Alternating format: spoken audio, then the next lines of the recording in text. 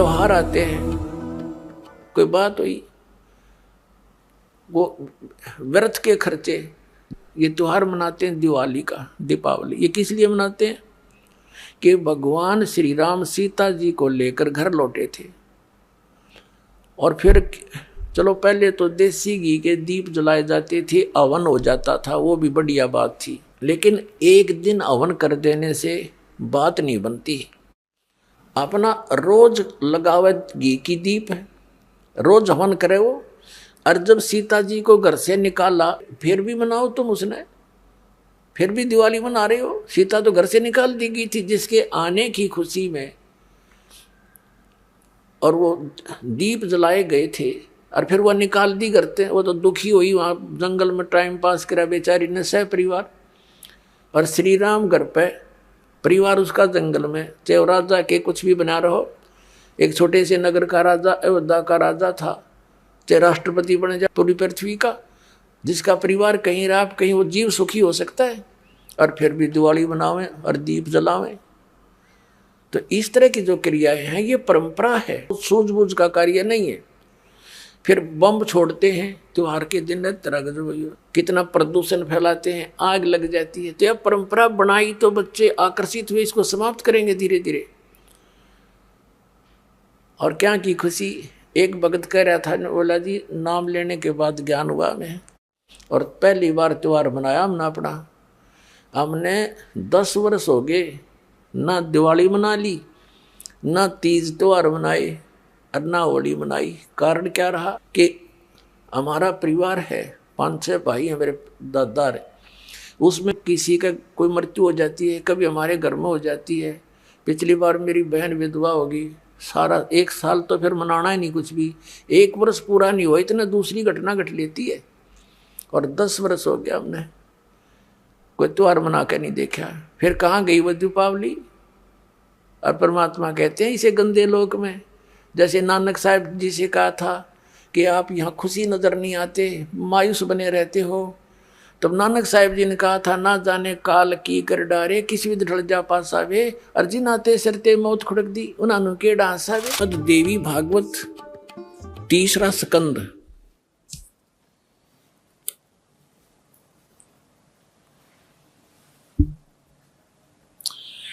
ये गीता प्रेस गोरखपुर से प्रकाशित है, ये देखिएगा। इसके ये सचित्र मोटा टाइप, केवल हिंदी, संपादक हनुमान प्रसाद पोदार, चिमनलाल गोस्वामी। और ये यहां से प्रकाशित है, मुद्रित और प्रकाशित, ये गीता प्रेस गोरखपुर से है। गीता भवन कार्यालय कोलकाता का संस्थान, गीता प्रेस गोरखपुर। इसके 123 पृष्ठ पर ले चलते हैं आपको, बिल्कुल 2 मिनट में सारी कहानी समझ में आ जाएगी। 123 पृष्ठ पे ये 3रा स्कंद। भगवान विष्णु अपनी माता दुर्गा की महिमा स्तुति करते हुए, उनकी स्तुति करते हुए बोल रहे हैं, तुम शुद्ध स्वरूपा हो, यह सारा संसार तुम इसे उद्भासित हो रहा है। मैं ब्रह्मा और शंकर, हम सभी तुम्हारी कृपा से विद्यमान हैं। हमारा आविर्भाव माने जन्म, तिरोभाव माने मृत्यु। हमारा तो जन्म और मृत्यु हुआ करता है, केवल तुम ही नित्य हो, जगत जननी हो, प्रकृति और सनातनी देवी हो। ये प्रकृति शब्द याद रखना कि दुर्गा को प्रकृति भी कहते हैं। जिस समय दास आपको श्रीमद् भगवत गीता में यह सिद्ध करेगा कि ब्रह्मा विष्णु महेश की उत्पत्ति दुर्गा से हुई है और गीता में वर्णित है, उस समय प्रकृति शब्द आपका काम आओगा कि प्रकृति दुर्गा को कहते हैं। गीता के अंदर 2 प्रकृति बताई है, एक तो जड़ जैसे ये अग्नि वायु हवा आदि, और एक चेतन ये दुर्गा प्रकृति है। तो इसलिए कहते हैं तुम आप ही प्रकृति हो। और फिर भगवान शंकर क्या कहते हैं देखिएगा। भगवान शंकर बोले, देवी यदि महाभाग विष्णु तुम्ही से प्रकट हुए हैं, उनके बाद उत्पन्न होने वाले ब्रह्मा भी तुम्हारे बालक हुए, फिर मैं तमोगुणी लीला करने वाला। क्या तुम्हारा मैं तुमको लीला करने वाला शंकर क्या तुम्हारी संतान नहीं हुआ? अर्थात मुझे भी उत्पन्न करने वाली तुम ही हो शिवे। संपूर्ण संसार की सृष्टि करने में तुम बड़ी चतुर हो। इस संसार की सृष्टि, स्थिति और संहार में तुम्हारे गुण सदा समर्थ हैं। उन्हीं तीनों गुणों से उत्पन्न हम ब्रह्मा, विष्णु एवं शंकर नियमानुसार कार्य में तत्पर रहते हैं। अपनात्माओं, इस पवित्र पुराण के चंद पंक्तियों ने 4-5 कंसेप्ट क्लियर कर दिए। नंबर 1, ब्रह्मा विष्णु महेश की जन्म मृत्यु होती है, ये अविनाशी नहीं है। दूसरा ये कर दिया कि दुर्गा प्रकृति को कहते हैं। तीसरा ये हो गया कि प्रकृति दुर्गा इनकी मां है। और चौथा ये हो गया कि रजगुण ब्रह्मा है, सतगुण विष्णु, तमगुण शिव जी। और 5वां ये हो गया कि ये भगवान केवल वर्क डन दे सकते हैं, जैसा जिसका कर्म है इसमें ये कोई परिवर्तन नहीं कर सकते, ये इससे सिद्ध हो। तो हमने अभी तक न तो सत्यनारायण का ज्ञान था और न ही सतलोक का। गीता जी अध्याय नंबर 18 के श्लोक नंबर 62 में कहा कि अर्जुन तू सर्वभाव से उस परमेश्वर की शरण में जा, उसकी कृपा से ही तू परम शांति को और सनातन परम धाम को प्राप्त होगा। उसी परमेश्वर की कृपा से सनातन परम धाम और परम शांति। जब तक जन्म मृत्यु है जीव को शांति नहीं हो सकती, क्योंकि इस पृथ्वी पर आप किसी भी जीव को देख लो, किसी को भी चैन नहीं है। हम राजा लोगों को ये समझते थे ये बड़े सुखी हैं, इन जैसा दुखी धरती पर इंसान नहीं। ये सत्कर मान लें। अब इनके बस की बात नहीं, ये राज ना करें क्योंकि इनके भाग में लिख रखा है, इसकी इनकी किस्मत है, पिछले पुण्य है। उन पुण्यों के प्रतिफल में उनको ये समस्या मिली हुई है। देखो, एक छोटे से परिवार का एक मुखिया होता है जिसमें 5-7 सदस्य होते हैं। उनकी व्यवस्था में वो कितना दुखी रहता है। किसी कोई बीमार हो गया, किसी के कपड़े लेने हैं, किसी की फीस भरनी है, फिर विवाह के योग्य हो गए, विवाह ना हुआ तो चिंता होगी, तो फिर आगे मनमाने और समस्या, पुत्र ना हुए उनका तो समस्या। तो कहने का भाव ये है, वो एक ही छोटे से परिवार के पोषण में रात को भी सपने में भी दुखी रहता है। और राजा तो एक बहुत बड़े क्षेत्र का मुखिया बन जाता है, पिता बन जाता है। राजा प्रजा का पिता होता है और उसको कितनी चिंता रहती है, कहीं फ्लड आ गया है तो राजा को धक्कदेसी होगी कि दुर्घटना होगी तो उसी को समस्या होती है। कहीं कुछ बनाना है, कहीं कोई अशांति फैल गई है, कोई एमएलए खिसकन की सोच रहा है तो नींद आवे नहीं।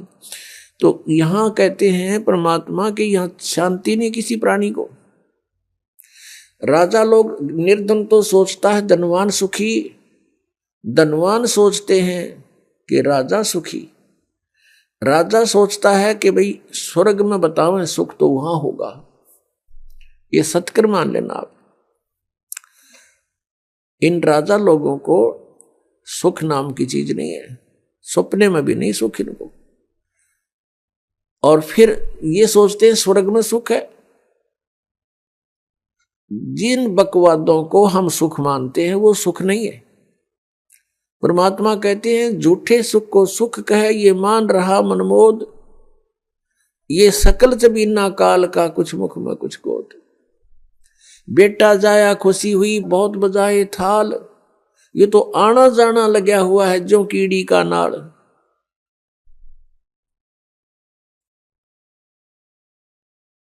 अब राजा सोचते हैं कि स्वर्ग में सुख होगा। अब स्वर्ग के देवता जो उनकी दुर्गति, उनके इतिहास पढ़कर देखो पुराणों में, कभी असुर और देवताओं का और सुर असुरों का युद्ध हो गया, राक्षसों का। कभी देवता हार गए, कभी असुर हार गए। इंद्र जो स्वर्ग का राजा होता है, गद्दी छोड़ भाग गया, असुरों ने कब्जा कर लिया स्वर्ग पर। वो कहीं जंगल में भूखा प्यासा भटक रहा है और इंद्र सोचता है कि ब्रह्मा विष्णु महेश सुखी होंगे। ये तीन लोग के एक एक विभागीय मंत्री हैं। अब ये ब्रह्मा विष्णु महेश कितने सुखी हैं। श्री विष्णु जी के अवतार श्री कृष्ण जी, श्री रामचंद्र जी, श्री रामचंद्र के रूप में राजा दशरथ के घर जन्म जब श्री विष्णु जी का हुआ, युवा हुए, युवा होते विवाह हुआ, विवाह होते ही वनवास हुआ, वनवास से सीता का हरण हुआ, यानी उसकी पत्नी का रावण उठा ले गया और फिर रावण के साथ युद्ध हुआ। पुण्यात्माओं, करोड़ों व्यक्ति मारे गए वहां पर। तब सीता की वापसी हुई। वापसी आने पर बड़ी खुशी बनाई, नगरी में दीप जलाए गए घी के। सीता के वापस, श्री राम के वापस आने पर, सीता लौटा लाने पर, और कुछ दिनों के बाद सीता जी का निष्कासन कर दिया श्री रामचंद्र जी ने स्वयं ही।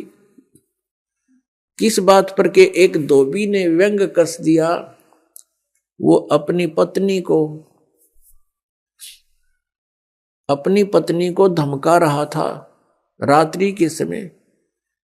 वो किसी उस आपस में कहा सुनी होने से उस धोबी की पत्नी घर से बाहर चली गई थी कहीं अपने रिश्तेदारी में। फिर वो वापस लेकर आया तो उसको धमका रहा था कि मैं तुझे घर नहीं रखूंगा, तू 3 दिन कहाँ रही, मैं दशरथ के पुत्र जैसा नहीं हूं जो वहां पर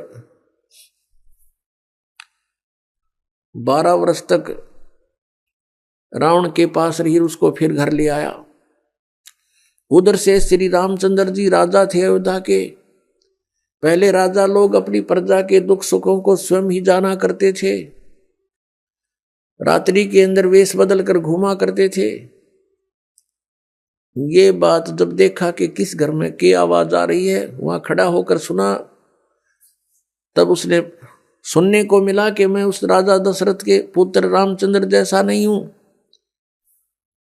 जो रावण के पास उसकी पत्नी रही और उसको घर में रखे हुए है। तो सुबह निकल जाना यहां से। इस बात को सुनकर ही श्री रामचंद्र जी ने सीता जी को निष्कासित कर दिया, निकाल दिया घर से कि नगरी के लोग मेरे ऊपर व्यंग कस रहे हैं और मैं ये बात नहीं सुन सकता। पुण्यात्माओं, जब सीता जी को रामचंद्र जी लाने लगे, रावण का वध करके लंका का राज्य विभीषण को देकर, तब श्री रामचंद्र जी ने कहा था कि मैं तेरी परीक्षा लूंगा और यदि परीक्षा में सफल होगी तो मैं ले चलूंगा, नहीं तो नहीं ले चलूंगा। मैं तुझे अग्नि में जलाऊंगा, यदि तू अग्नि में जल गई तो समझूं तेरी कि तू कलंकित थी, तू रावण को समर्पित हो चुकी थी, और यदि अग्नि में तू नहीं जली तो मैं निष्कलंक जानूंगा, तब तुझे ले चलूंगा। ऐसा ही किया गया। सीता को अग्नि में बैठा दिया और हजारों की संख्या में दर्शक थे। सीता जी नहीं जली और सब ने कहा कि भगवान निष्कलंक है, माई निष्कलंक है। और इतनी कठोर परीक्षा लेकर के वापस अपने घर लाया था और फिर एक व्यक्ति के कहने से श्री रामचंद्र जी ने उसको निकाल दिया, अपनी पत्नी को। तो कहाँ गई वो उसका अपना जजमेंट?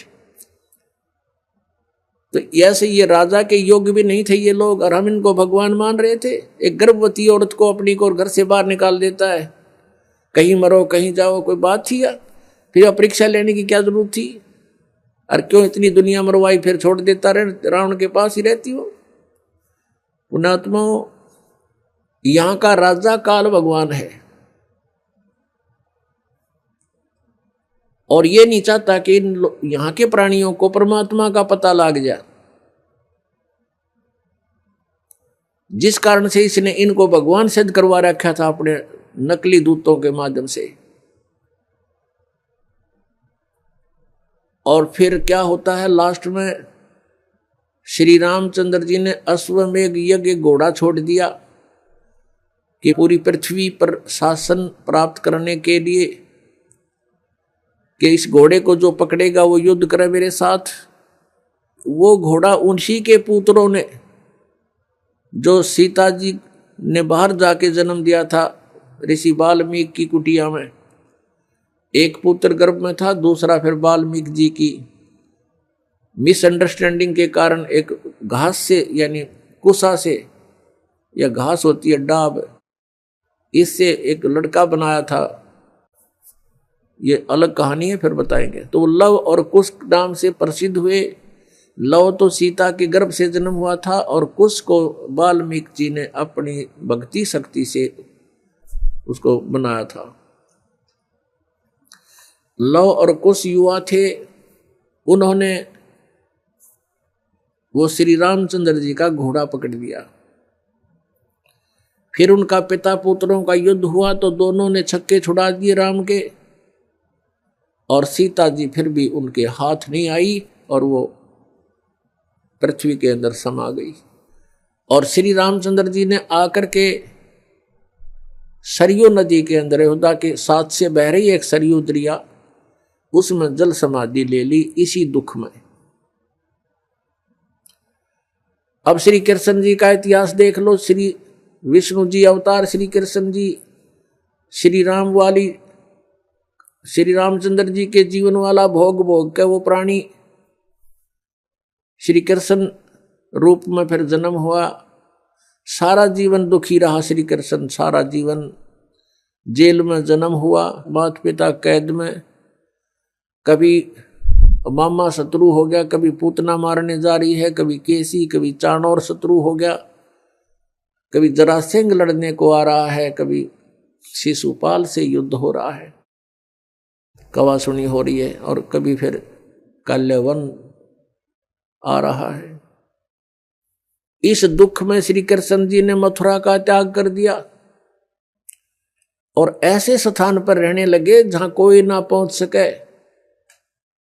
समझदार व्यक्ति यही सोचते हैं, राड से बाढ़ अच्छी होती है, झगड़े से बचाव अच्छा होता है। श्री कृष्ण जी उन सबको भी मार सकते थे, क्योंकि वो त्रिलोक के में एक विभागीय मंत्री है, एक विशेष शक्ति होती है प्राणी में, वो उनके अंदर शक्ति थी। लेकिन यही सोचा था कि किस किस ने मारूं, या तो सबकी बुद्धि भ्रष्ट। तो श्री कृष्ण जी ने द्वारका बनाई। समुद्र के बीच में एक टापू था जिसका केवल एक गेट था, द्वारिका, एक द्वार की नगरी। और ये सोच करके वहां यदि इतनी दूर पहले तो कोई आवेगा नहीं, ऐसे स्थान पर जा रहे हम, और वहां कोई आवेगा युद्ध करने तो हम एक ही तरफ से उसका सामना कर सकते हैं, इसलिए एक गेट था उसका, और बाकी 3 समुद्र था 3 तरफ। तो वहां श्री कृष्ण जी चले गए, अपना अधिकतर सारा ही जीवन वहां व्यतीत किया।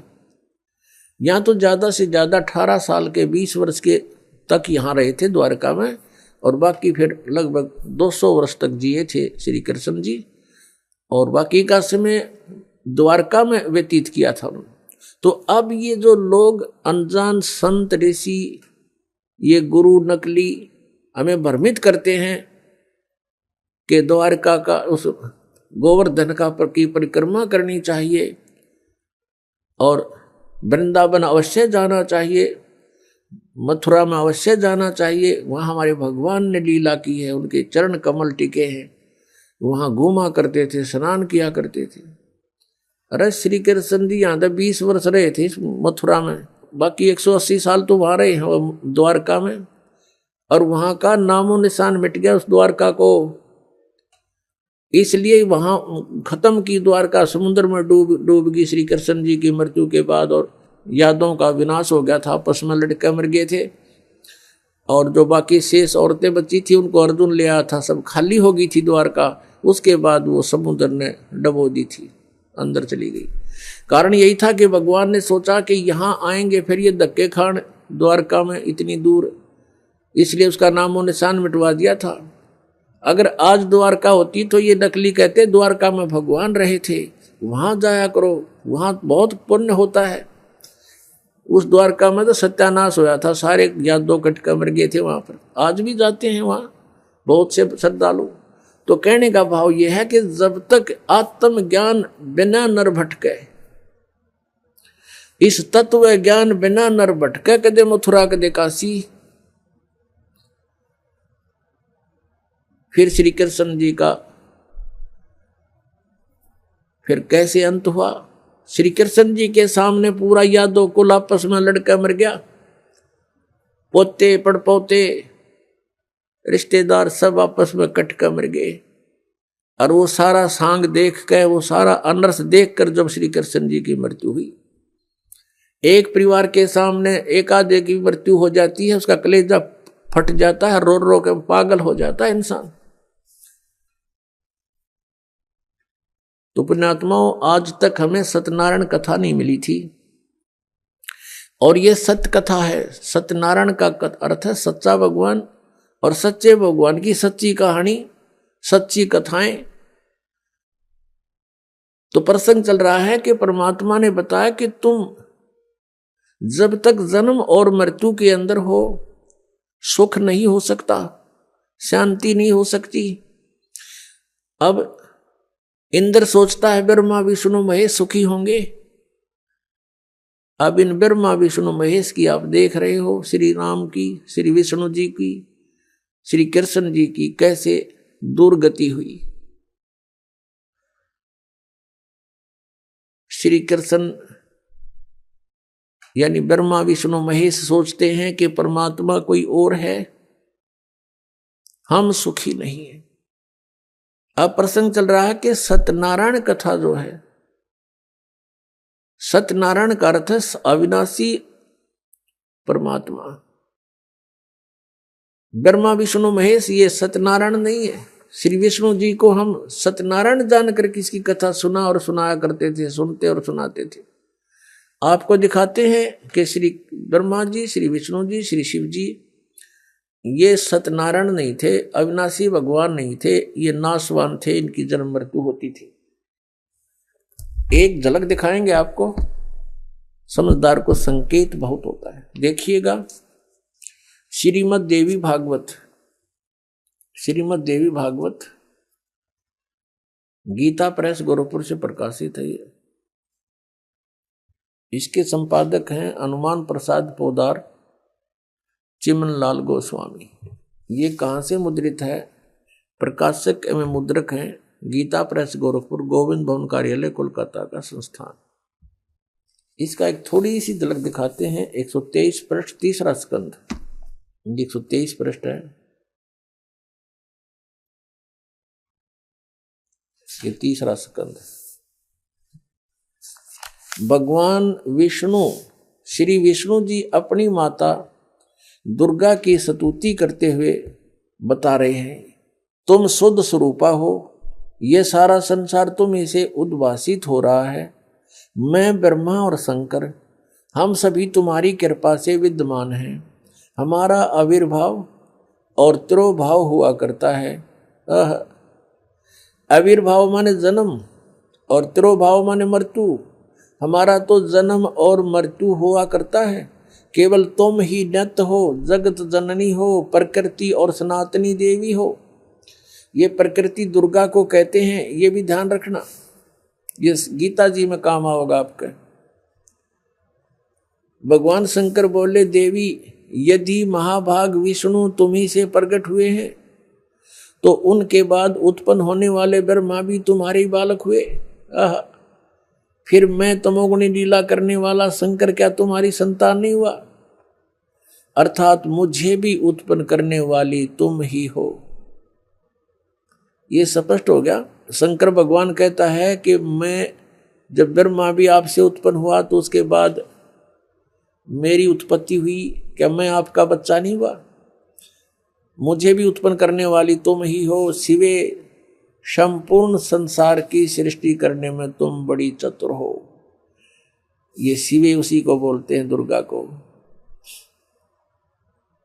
इस संसार की सृष्टि, स्थिति और संहार में तुम्हारे गुण सदा समर्थ हैं। उन्हीं तीनों गुणों से उत्पन्न हम यानी ब्रह्मा, विष्णु एवं शंकर, रजगुण ब्रह्मा, सतगुण विष्णु, तमगुण शिव जी, शंकर भगवान नियमानुसार कार्य में तत्पर रहते हैं।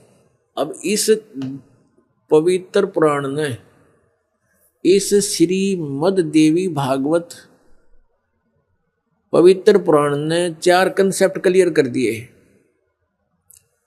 एक तो ये कि ब्रह्मा विष्णु महेश नासवान है, इनकी जन्म मृत्यु होती है, ये सत्यनारायण नहीं है। और दूसरा ये हो गया कि दुर्गा इनकी माता है तीनों की। तीसरा ये हो गया कि रजगुण ब्रह्मा, सतगुण विष्णु, तमगुण शिव जी। और चौथा कंसेप्ट ये क्लियर हो गया कि ये केवल नियमित कार्य ही कर सकते हैं, यानी जिसके भाग्य में जो कुछ लिखा है उतना ही दे सकते हैं। दुख है तो दुख ही देंगे, ये उसमें परिवर्तन नहीं कर पाओगे। और सुख है आपके भाग्य में तो उसको भी यदि आप इनकी भक्ति करते हो तो निर्बाध दिला देंगे। लेकिन ये कर्म, आपके कर्म में दुख है तो उसको परिवर्तन नहीं कर सकते। ये किसी भी प्रकार के पाप कर्म दंड का नाश नहीं कर सकते, ना संचित कर्म को नाश कर सकते और न ही ये प्रारब्ध के कर्म का नाश कर सकते। और संचित जो हम कर रहे हैं, जो क्रियावान है, ये भी उसको नहीं बदल सकते। जैसे महाभारत का युद्ध हुआ, श्री कृष्ण जी ने बहुत कोशिश की, यानी विष्णु जी ने, कि ये युद्ध ना हो। उनकी 100 प्रयत्न करने पर भी युद्ध होकर ही रहा। तो जो क्रियावान कर्म थे वह भी ना बचे, उनको भी नहीं चेंज कर सके। कितना अनर्थ हुआ, करोड़ों व्यक्ति मारे गए। वो सारा पाप पांडवों के सिर पर रखा गया। और प्रारब्ध के कर्म को ये अपना भी नहीं काट सकते। प्रारब्ध तो दूसरों का नहीं कैसे काटेंगे। जैसे श्री राम रूप में श्री रामचंद्र जी ने सुग्रीव के भाई बाली को मारा था, धोखा देकर वृक्ष की ओट लेकर तीर मारा था। उसका भी बदला देना पड़ा, वो भी कर्म दंड भोगना पड़ा। उसके प्रारब्ध में लिखा गया वो कर्म श्री कृष्ण रूप में। जो बाली वाली आत्मा थी वो तो एक शिकारी बना और श्री राम वाली आत्मा श्री कृष्ण बने। और श्री कृष्ण जी का वध विषाक्त तीर यानी जहर से बुझे हुए तीर मारकर उस एक शिकारी ने उनका वध किया। तो उनका अपना भी कर्म भोगना पड़ा उन भगवानों को, जिनकी हम गुण गाया करते थे, जिनको सर्वशक्तिमान बताया करते थे। तो वो भी सर्वशक्तिमान नहीं पाए, ये अविनाशी भी नहीं पाए, क्योंकि इनकी जन्म मृत्यु होती है। इनके पिता कौन है? इनके पिता काल रूपी ब्रह्म है। पुण्यात्माओं, सत्संग के अंदर परमात्मा की याद दिलाई जाती है, आत्मा और परमात्मा की स्थिति बताई जाती है, कौन से कर्म अच्छे हैं कौन से बुरे हैं ये याद दिलाई जाती है। और आपको जो मिशन से जुड़ता है, जो भगवान चाहता है, उसको स्ट्रिक्टली कहा जाता है कि ये पाप नहीं करोगे, ऐसा नहीं करोगे तो तुम सफल होगे, सच्चाई है ये। तो फिर वो आपके क्रियावान कर्म भी बदलवा दिए जाते हैं। जैसे कोई शराब पीता है, कोई चोरी करता है, कोई मिलावट करता है, कोई जारी करता है, कोई और बकवाद करता है, वो सब छुटवाई जाती है। वो क्रियावान कर्मों को भी चेंज कर दिया जाता है। प्रारब्ध के अंदर आपकी किस्मत में कोई जबरदस्त दुख है, उसको भी परमात्मा हल्का करके नाश कर देते हैं।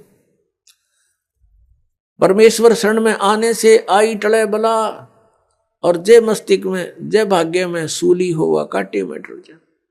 यदि आपके भाग्य में कहीं मृत्यु दंड लिखा हो, कहते कांटा लाग के मनमान ने ठोकर लाग के, अंगूठा फूट के जीवन बच जा, इतना हल्का करके परमात्मा वो कबीर परमेश्वर आपके प्रारब्ध में लिखे हुए पाप कर्म का विनाश कर देते हैं, और संचित जो कर्म आपके वहां रखे हैं डिपॉजिट, उसका भी नाश कर देते हैं। क्या बता रहे हैं कि परमात्मा जब ऊपर लेकर गए गरीबदास जी को, तो परमेश्वर के शरीर से वहां जब उसने देखा ऐसी चमक थी, और धर्मराज अपने सिंहासन पर विराजमान था, न्यायाधीश, परमात्मा वहां प्रवेश किया, एकदम वो कुर्सी छोड़ कर खड़ा हो गया, सिंहासन छोड़कर, और ऐसे जैसे एक उच्च अधिकारी के सामने बहुत निम्न सत्र का अधिकारी करबद्ध होकर के सावधान हो जाता है, और वो डांट लगाता है, उच्च अधिकारी छोटे अधिकारी को अपना आदेश देता है अपनी लैंग्वेज में, और वो सब स्वीकार्य करता है, जो एक शिष्टाचार होता है। तो क्या कहते हैं, धर्मराज दरबार में देई कबीर तलाक, मेरे भूले चूके हंस को तू पकड़िए मत कजाक।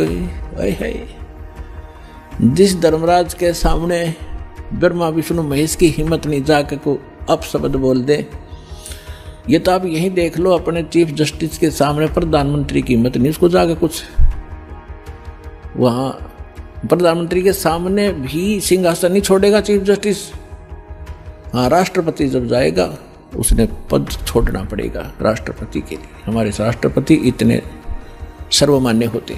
इसी प्रकार जब धर्मराज ने देखा कि राष्ट्रपति आगे यानी पूरी विश्व के मालिक एकदम कुर्सी छोड़कर खड़े हो गए, परमात्मा क्या कहने लगे, धर्मराज दरबार में देई कबीर तलाक, मेरे भूले चूके हंस को तू पकड़िए मत कजाक, कि मेरा हंस और गलती से नाम भी त्याग दिया हो, गलती से ना जान रहा हो, जानबूझ कर बकवाद करे, उसका तो माफी है नहीं, और किसी कारण से भी आपको ने नाम ले रखा है और आपका ना जान रहा, फिर छोड़ छाड़ गए कुछ दिन, तो जब आपकी मृत्यु होगी तो परमात्मा कहते हैं आपको वहां ले जाया जाएगा धर्मराज के पास। तो क्या कहते हैं, आपने जो 2-4 साल भक्ति कर ली, 2-4 वर्ष संतदास के यथार्थ नाम की, तो इन सभी मंत्रों का जो जाप आप कर रहे हो शरीर के अंदर, ब्रह्मा जी, विष्णु जी, शिव जी, गणेश जी, दुर्गा जी का, इनकी बहुत सी भक्ति संग्रहित हो जाती है, क्योंकि ये बहुत गजब का मंत्र है। इसके आधार से फिर आपको कोई किसी को विष्णु जी के लोक में कुछ दिन जाना पड़ेगा, वहां पर पुण्य खत्म करोगे, फिर वहां से पुण्य खत्म होते ही आपको ब्रह्मा जी के लोक में भेज देंगे, वहां देवता बन करोगे, फिर विष्णु जी के लोक में, फिर शिव जी के लोक में, अपनी सारी पूंजी नाश करके, और फिर नरक लोक में। अब परमात्मा कहते हैं, तो वहां जब धर्मदास जी को परमात्मा धर्मराज के दरबार में धमका रहे थे कि मेरे भूले चूके हंस को भी तो पकड़िए मत कजाक, खबरदार मेरे हंस को तूने, जिसने न्यू कह दिया कि मैं कबीर साहब का उपदेश ले रखा था, तो आपको पता ही होगा वो कौन सा नाम जाप कर रहा है, उसकी भक्ति से पता लग जाएगा, तो उसको पकड़ना नहीं। फिर क्या कहता धर्मराज, क्या कहते हैं, बोले पुरुष कबीर से धर्मराय कर जोड़े, तुमरे हंस को पकड़ू नहीं मन 2 ही लाख करोड़े। ने बोला जी आपके हंस न मैं नहीं पकड़ सकता, मैंने दोहाई है, लाख करोड़ दोहाई। फिर क्या बताता, अपनी व्यवस्था, अपनी मजबूरी बता रहा है कि यहाँ का विधान है, जैसा कर्म जिसने किया है वो भोगना पड़ेगा। अब मेरे वो कागजों में होगा, तो यहाँ तो परमात्मा इस लिखत का हिसाब चलता है, जैसने जैसा कर्म किया वो भोगना पड़ेगा। आपकी शरण माने से पहले उस प्राणी ने जो आपसे बिछुड़ गया, उसके पाप भी होंगे, पुण्य भी होंगे, तो मुझे तो दोनों का ही दंड देना पड़ेगा।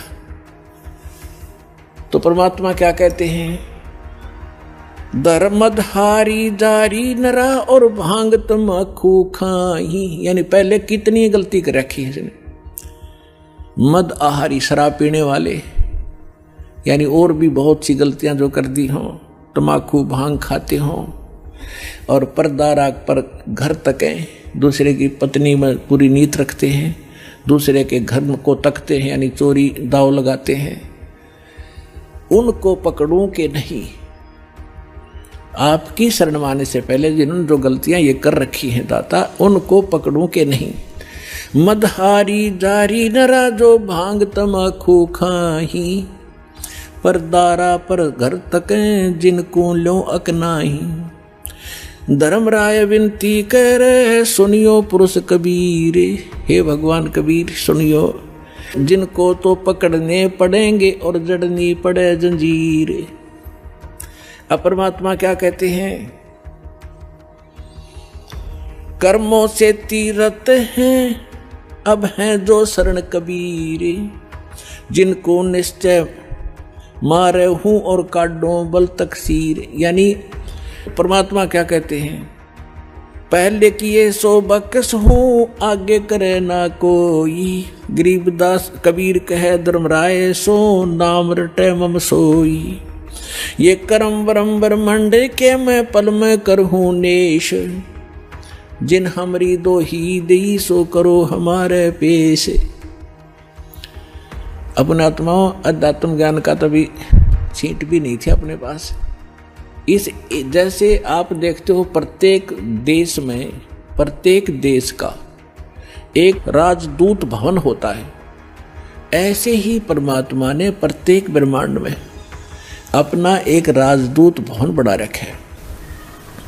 और जो यहाँ ऐसा कहता है कि मैं तो ऐसे ऐसे भगवान कबीर साहब का भक्त हूँ और आप मेरा निर्णय, मेरा कोई अकाउंट नहीं कर सकते, तो परमात्मा कहते हैं कर्म भ्रम ब्रह्मंड के मैं पल में कर हूँ नेश, 1 मिनट में नष्ट कर दूंगा तेरे, तूने ये बकवास जो इस जीव से करवा रखी है, तूने करवाए सारे उल्टे कर्म इससे, अज्ञान भर के इसके अंदर। और जिसने मेरा नाम लिया, मेरी दुहाई दी के इस हृदय से जो पुकारेगा वहाँ के, मैं तो भगवान कबीर साहब का शिष्य था, उनका बच्चा हूँ, आप मुझे कैसे ले आए यहाँ पर। तो उनको मेरे पास, मेरे राजदूत भवन में करो हमारे पेश, तो उसका अकाउंट भी नहीं लेना, खबरदार।